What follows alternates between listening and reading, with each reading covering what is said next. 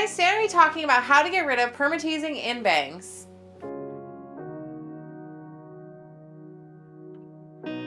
Alright, so I'm going to come on here today and I wanted to talk to you guys about how you can remove the permateasing in your wigs. So permateasing is something that they love to put in synthetic wig bangs to help give it some more volume and just a little bit more lift at the root. Essentially what it's very similar to is when you back comb your hair with like a rat tail comb and you kind of take it and you brush the hair back, like back combing, to like give it like this kind of matted up kind of rat's nest looking situation, but it gives you volume at the root. And that's essentially what a lot of these synthetic wig bangs have to help give them that volume. And a lot of times you don't want it in there. It might add some really weird poofiness. It might make them look more thick than you want them to. It also feels a little scratchy and you can really see it if you're trying to like almost take a wig and do like a curtain bang situation. If you have a lot of permateasing here, you can really see it all when you pull the bangs apart. So I really wanted to show you today a very, very easy and simple way to minimize and remove permateasing in wigs. Before we get into that, I want to go over a couple things with you guys. First, if you are new to my channel, don't forget to subscribe. Make sure you hit that notification bell to get notifications on all the videos I do in the future. And give me a like, I'd really appreciate it, guys. I'm gonna be doing a huge wig giveaway when I get to 5,000 subscribers, because that's our goal for this year. So make sure you subscribe, let YouTube know that you like my channel, and that way it lets other people know that they should watch my channel too. So you're only gonna need a couple things to do this. Rat tail comb or a very thin, fine tooth comb. We're gonna be using this to kind of brush out the permateasing before we do the final step, which is we're going to be taking a heating, straightening brush or hot comb or whatever you have. I really recommend something like this versus the flat iron, because we really want to brush through the fibers to get rid of the permateasing. And with a flat iron, you're not really going to be able to do that. You're really just going to be pressing them together. So I really recommend a hot comb or something like this. So what you're going to want to do is you're going to want to first go through and find the area that has the permateasing. This wig right here doesn't have a ton of permateasing to it, but it does have some right here at the root. So I'm going to go ahead and be taking my brush, and I first want to really just brush that permateasing out as much as possible. There's a couple reasons for this. One, it helps get rid of some of that poofiness because it's going to help break down that matting.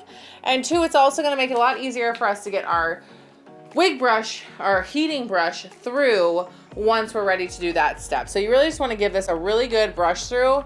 So now you can really see here, it almost looks like it's burnt or fried or just really rough feeling. And in order to get rid of that, we're going to take our heat to it. We're going to essentially repair the fibers of the wig like we would if the ends were damaged, but for this case the roots are damaged. So we're going to go ahead and take our heat here, and you want to get as close to the root as possible. That's also why like a hot comb, like a true hot comb, is probably the best for this, because you can really get right up to the scalp. But you want to get as close as you can. The closer you can get, the more of this you can get rid of, and the flatter it's going to help it look. And we're just going to be taking this, and sometimes I like to take it if I feel like I can get a little bit better reach for it underneath and kind of just get in there. You don't necessarily, if you like the curl that the bottom of the bangs have, you don't have to bring the brush all the way through it. You can really just kind of stop it halfway if you don't want to mess up the ends, but otherwise you can brush it all the way through. It's not going to do any damage to the wig.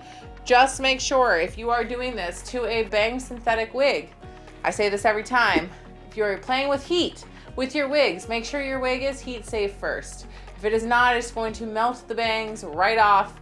You won't have a bang problem anymore because they won't be there, but you're gonna have a whole nother mess that you're gonna have to figure out. So make sure your wig is heat safe before you put heat to it. And also find out how heat safe it is. What temperature can it go up to? You don't need this to be super hot to do what we're doing, but you wanna know, if you can't go past 250, can't go past 300, whatever it might be, make sure you know that about the wig before you start working on it. And you can really see a difference. You're gonna visually see a difference as you're doing this, and that's really how you know it's working. You're gonna start seeing it look smoother, laying flatter. You're gonna see less and less of that knotting and matting, because this is essentially slowly just kind of repairing this. Now, I'm not gonna say you're gonna get rid of 100% of it, because you probably aren't, unless, like I said, you have a really awesome hot comb, you can get super close. This I'm not gonna be able to get all the way to, the weft of it. So I know I'm gonna miss a little bit of it, but I'm just gonna try to get as much as I can. And that's really the goal here. I've gotten it really well. And then again, I'll flip it up this way and I'll do the underneath too, because you're gonna have permateasing on this underneath area. And then brush these bangs back out, and it's gonna look a lot flatter, a lot smoother. And if you take it and you decide you wanna part the middle here, you're not gonna see all that matting and like knotted rat's nest situation. So that's really how you do it. It's super easy. I'm gonna show you on another wig that's pretty much all completely permateased, just to really show you more of a drastic difference. And then we can kind of wrap up and we'll be done. So it's a really easy, quick fix to a problem that I know a lot of people ask me about. And I'm like, hey, you just have to do 2 steps and you're good to go. So this right here is Patty, and she's pretty much permateased around her whole entire head. So I figured she was a good one to really work on a section to show you guys difference of before and after. So I'm gonna take my brush and I'm gonna brush out. I'm gonna go ahead and kind of act like she has a part, because she does not have a part. But we're gonna go ahead and just kind of part her a little bit so we can really see the difference between one side and the other. And the first thing I'm gonna do is I'm gonna brush out this side, because this is the side that we're going to kind of reduce the permateasing on. And she has so much permateasing that she's permateased on the top layer, the whole thing. That's kind of just how she has her volume and how she gets her oomph and her poof and her style. First thing we're doing, like I said, we're brushing this out. You can already see a big difference in the way that this wig looks just by doing this. It just kind of flattens it out a little bit more, helps make it look a little bit smoother, less crazy. And we're gonna go ahead and we're gonna run it through. And this is really gonna just kind of repair the permateasing that's been done and kind of help flatten it out. So we're just brushing this out and down so we can make sure we get all this. And then we're gonna bring it back to the side. And again, we made sure she was heat safe before we put heat on her. I know I say that to you guys all the time, but I just get so nervous that someone's gonna ruin their wig and then they're gonna be sad and I'm gonna be sad for you. I kind of went over to the other side. I shouldn't have done that.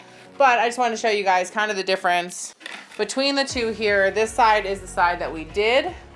Obviously right here, it still has some of the permateasing underneath, but it just looks smoother and sleeker up top. It's not as crazy looking.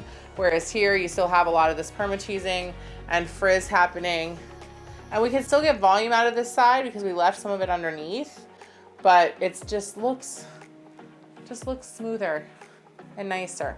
So that's another more drastic example of how you can remove permateasing with this method of the straightening brush and just brushing it out with a comb. So I hope that was helpful for you guys. Like I said, I know this is a quick, easy, simple kind of tutorial, but I really just wanted to show you guys this because I get asked this a lot more than you would think about how to kind of get rid of that permateasing in bangs in particular. So I wanted to just show you real quickly so you guys could get a visual on how exactly to do it with probably everything you already have at home. If you liked this video, give me a like. I'd really appreciate it, guys. Thank you so much for watching. Like I said in the beginning of the video, if you're new to my channel, don't forget to subscribe. We're having a huge giveaway when we hit 5,000 subscribers. And make sure you hit that notification bell to get notifications on all the videos I do in the future. I hope you guys enjoyed this video, and I will see you on the next one.